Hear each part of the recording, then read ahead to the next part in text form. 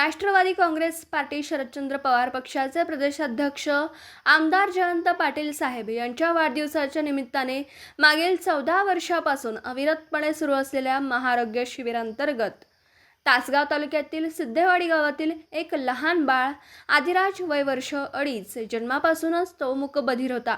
त्याला बोलता येत नव्हतं, ऐकायला कमी येत होतं।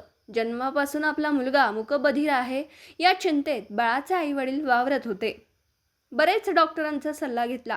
पुढची ट्रीटमेंट खूप खर्चिक असल्यामुळे कुटुंब मध्यमवर्गीय असल्यामुळे खूप चिंतेत होतं। तासगाव तालुक्यातील कोणतीतरी पक्षाचे आरोग्य जिल्हा प्रमुख आयुब भाईंना भेटण्याचा सल्ला दिला। तासगाव तालुक्यातून कोणीतरी पक्षाचे आरोग्य जिल्हा प्रमुख आयुब भाईंना भेटण्याचा सल्ला दिला।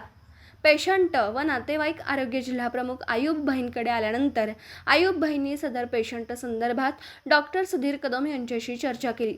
सर्व तपासण्या व ऑडोमेट्री केल्यानंतर डॉक्टरांनी कोक्लिअर इम्प्लांट सर्जरी करण्याचा सल्ला दिला। सदरची सर्जरी 8 ते 8.5 लाखांच्या घरात होती। हातावरचे पोट असलेलं कुटुंब खूप दुःखी झालं।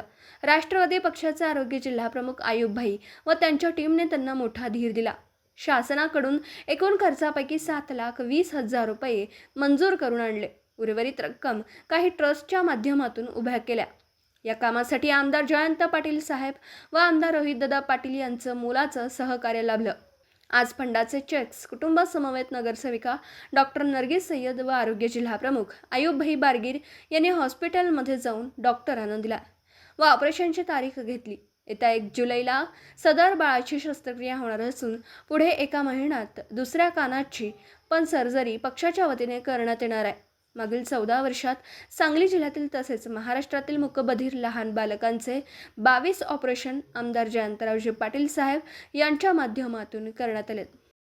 आज रोजी एक 2.5 वर्षाचा बालक आदिराज जाधव हे जन्मताच मूक आणि कर्णबधीर आहे। त्यामुळे आम्ही मिरजेतील famous cochlear implant surgeon doctor Sudhir Kadam sir यांच्याकडे घेऊन आले असता सर्व तपासणी झाल्यानंतर त्यांनी कॉक्लिअर इम्प्लांट शस्त्रक्रियेचं सजेशन दिलेलं आहे। यामध्ये प्रशासनाकडून आम्ही आतापर्यंत 7,20,000 रुपये जमा केलेले आहे सर्जरीसाठी।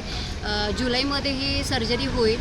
यामध्ये आमचे नेते आदरणीय जयंतजी पाटील साहेब यांचा खारीचा वाटा आहे। यामध्ये नक्कीच एक कानाची सर्जरी आता होईल आणि दुसऱ्या कानासाठी प्रशासनाकडून निधीसाठी आम्ही प्रयत्न करत आहोत। त्यामुळे नक्कीच आम्हाला विश्वास आहे की हे जे बालक आहे ते नक्कीच नॉर्मल लाईफ जगू शकेल, हे आम्हाला विश्वास आहे।